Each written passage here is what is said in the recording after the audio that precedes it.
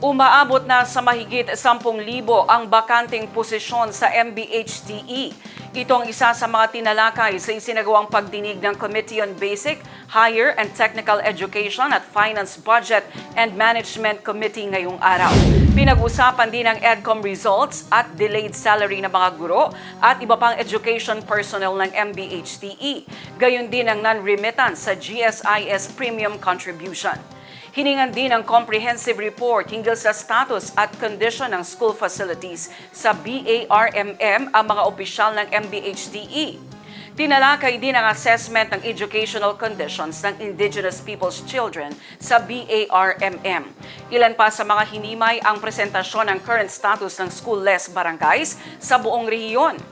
Pinangunahan ni MBHTE Deputy Minister Attorney Bantuas Lucman ang mga opisyal ng ministry sa pagharap sa pagdinig ng dalawang komite. Ang istorya nito, Mr. Chair, nung ARM time, may mga unfilled positions na.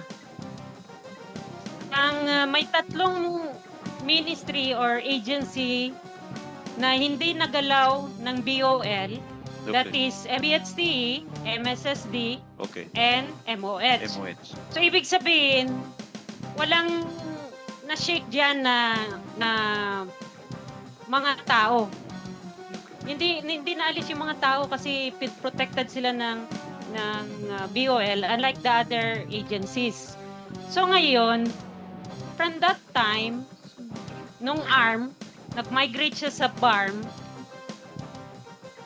ilan ba yung na-inherit na positions na hindi na-fill out at ilan yung na-create na bago na hindi na-fill out na umabot tayo ng 10,000 sa ngayon. Kasi maalala ko nun mga 7,000 lang nung ARM time.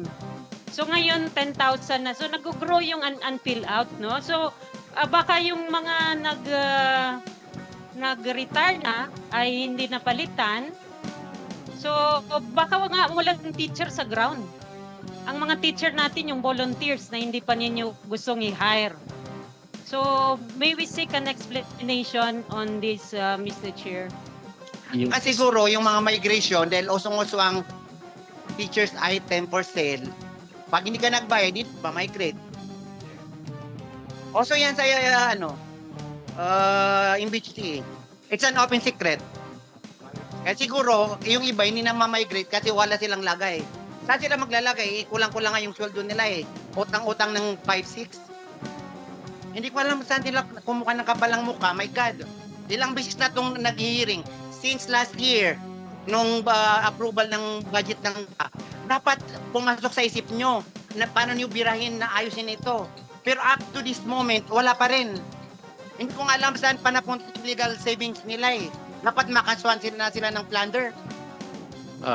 There are 5 issues raised in the EDCOM report. First is BARM has recorded the highest stunting rate in the country at 34.3%, alongside the highest anemia prevalence, 16.9%, and most severe household food insecurity, 48.2%.